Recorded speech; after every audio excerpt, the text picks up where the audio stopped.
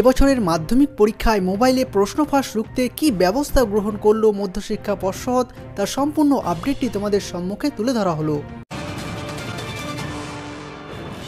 আর এই মুহূর্তে breaking news, মোবাইলে প্রশ্ন ফাঁস রুখতে তৎপর মধ্যশিক্ষা পর্ষদ। মাধ্যমিকে প্রশ্ন ফাঁস রুখতে কড়া ব্যবস্থা। মোবাইলে প্রশ্ন ফাঁস রুখতে তৎপর মধ্যশিক্ষা পর্ষদ এবং মাধ্যমিকে প্রশ্ন ফাঁস রুখতে কড়া ব্যবস্থা মধ্যশিক্ষা পর্ষদের। কি সেই কড়া ব্যবস্থা নেওয়া হচ্ছে মধ্যশিক্ষা পর্ষদের থেকে, পর্ষদের তরফ থেকে কি জানা যাচ্ছে? আমাদের সঙ্গে রয়েছেন আমাদের প্রতিনিধি সোমরাজ বন্দ্যোপাধ্যায়, আরো বিস্তারিত বলবে সোমরাজ।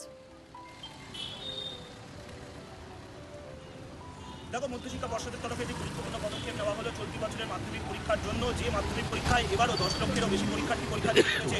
মূলত মাধ্যমিক পরীক্ষার ক্ষেত্রে অভিযোগটি উঠে আসছিল লাগাতার যে প্রশ্নপত্রের ছবি তুলে সোশ্যাল সাইটে ভাইরাল করে দেওয়ার ঘটনা এবং যাকে বিভিন্ন সময় প্রশ্ন ফাঁসের সঙ্গে তুলনা করা হচ্ছিল।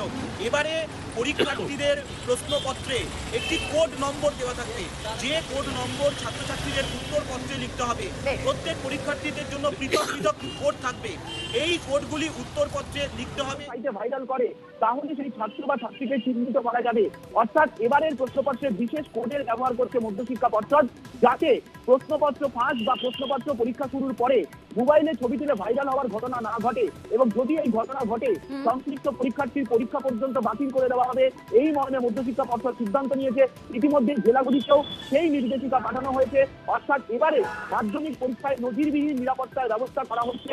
মূলত প্রশ্ন ফাঁস আটকাতে এর আগেও আমরা দেখেছি মোবাইল ফোন যাতে ব্যবহার না করা হয় তার জন্য ইন্টারনেট কানেকশন পর্যন্ত বন্ধ করে দেওয়া হতো, কিন্তু সম্প্রতি হাইকোর্টের এক নির্দেশে সেই নির্দেশিকা কার্যকর করতে পারেনি পর্ষদ। তাই এবার এই বিশেষ কোডের ব্যবহার এবং প্রত্যেকটি প্রশ্নপত্রের জন্য পৃথক পৃথক কোডের ব্যবহার করা হবে, যাতে এই ধরনের ঘটনা যদি ঘটে তাহলে পরবর্তী পদক্ষেপে সংশ্লিষ্ট ব্যক্তি বা পরীক্ষার্থীকে চিহ্নিত করতে পারে মধ্যশিক্ষা পর্ষদ। ঠিক, একেবারে ধন্যবাদ সোমরাজ। আর মধ্যশিক্ষা পর্ষদ সভাপতি তিনি কি জানাচ্ছেন এই বিষয়ে শোনাবো।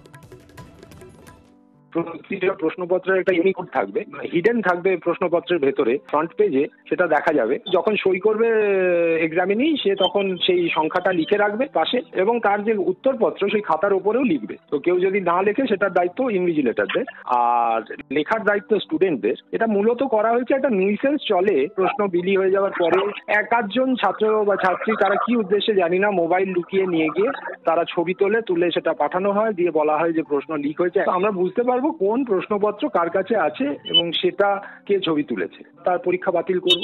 আমি আশা করবো যে সাকসেসফুলি আমরা এটা প্রতিরোধ